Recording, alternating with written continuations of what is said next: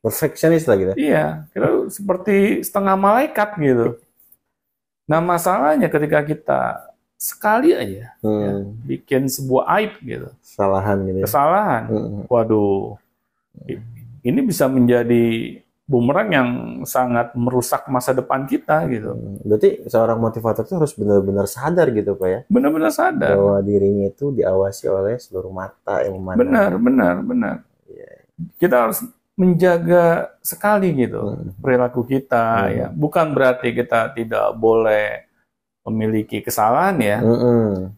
tetapi jangan sampai kita melakukan hal-hal yang fatal gitu, yang mengakibatkan teman-teman kita yang seprofesi itu menjadi bermasalah akibat kita. Nah, ini Gung yang saya ingin angkat gitu ya, Hmm. tema ini gitu. Mengapa saya ingin mengangkat tema ini? Karena orang-orang yang berkecimpung di dunia pendidikan Hmm. itu otomatis gitu. Mereka secara tidak langsung akan ikut memotivasi masyarakat. Hmm. Nah, tapi masalahnya ketika kita tampil gitu ya, Hmm. ketika kita memberikan motivasi, kita dianggap remeh Hmm. sama audiens gitu. Hmm. Karena mereka mungkin sudah kandung kecewa gitu ya Hmm. dengan sosok seorang motivator. Hmm. Akhirnya kita dianggap sama dengan mereka. Hmm. Akhirnya bagaimana gitu kita dapat meningkatkan Hmm. kualitas kecerdasan masyarakat, Bung. Iya, bagaimana sih kita memberikan good influence gitu ya untuk Iya, masyarakat. kan mau nggak mau, Hmm. kita yang berkecimpung di dunia pendidikan ya harus bisa memotivasi masyarakat gitu. Nggak mungkin kita berdiam diri saja gitu. Ya, melihat misalnya carut marutnya dunia pendidikan gitu ya di negara ini gitu. Hmm.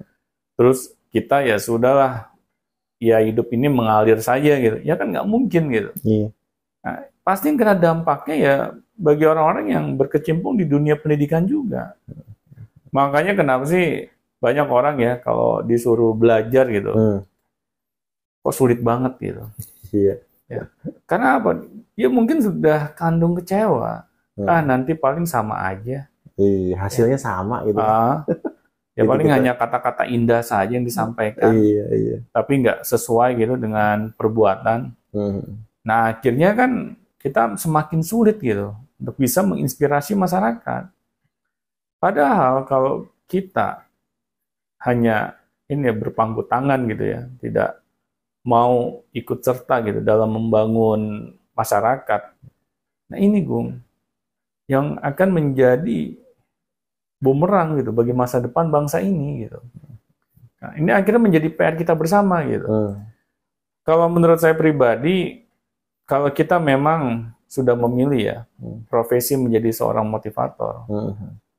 kita harus sadar gitu Hmm. bahwa perilaku kita itu berbicara lebih kuat Hmm. dibandingkan hanya sekedar kata-kata Kata-kata, kita. iya. Kebanyakan orang nggak sadar itu kali ya. Ya, karena kalau kita sudah memilih profesi seorang Iya, iya. motivator, itu tanggung jawabnya luar biasa, Bung. Betul. Jangan asal gitu ya. Benar, Jangan benar. asal kita ingin dijadikan seorang motivator gitu. Iya.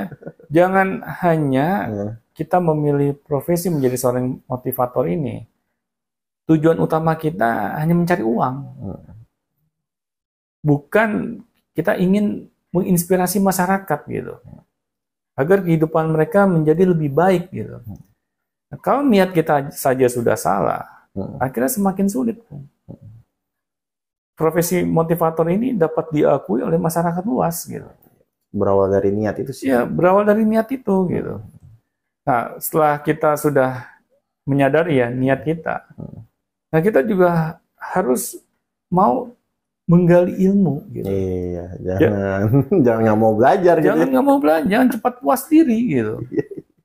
Karena kadang kita Heeh. sudah merasa misalnya image kita dikenal oleh masyarakat luas gitu ya. Kita pikir sudah cukup gitu. Ya.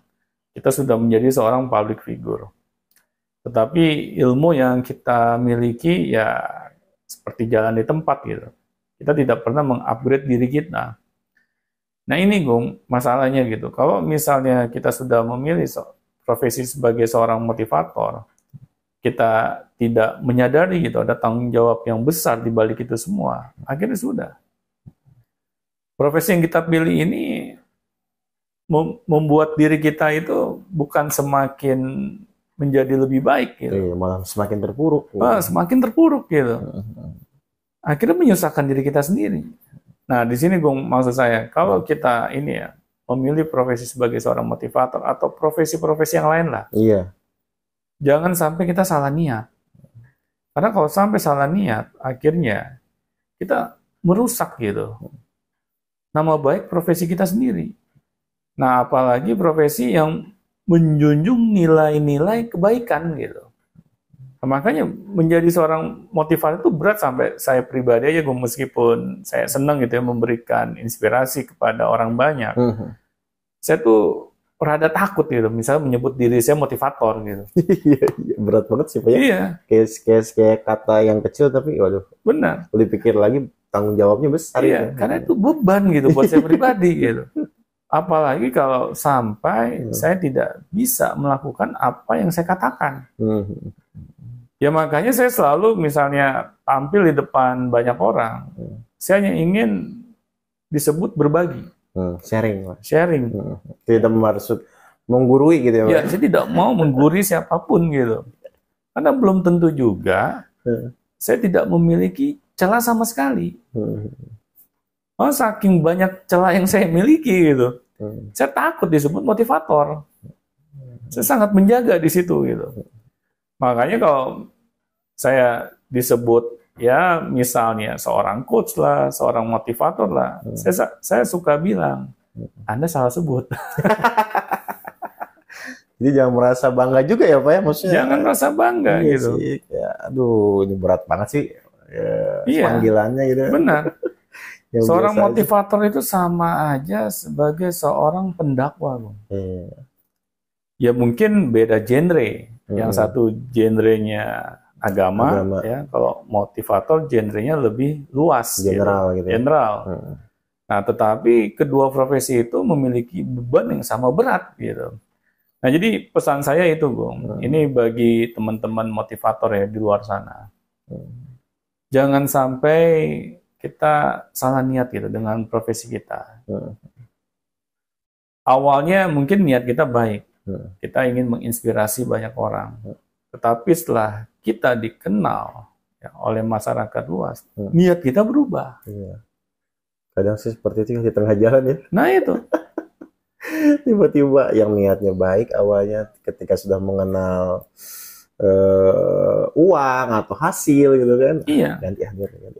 Ya akhirnya kita memanfaatkan gitu.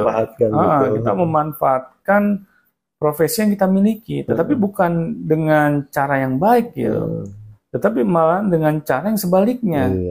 Nah, jadi di sini Gung, ketika kita memilih ya profesi seorang motivator atau profesi-profesi yang lain, ingatlah akan tanggung jawab yang besar di balik pilihan kita tersebut. Oke, baik. Terima kasih pada sama-sama atas sharing-sharingnya pada siang hari ini. Sharing apa mau? Sharing aja ya Pak. Sharing. Kali Bapak mau disebut motivator.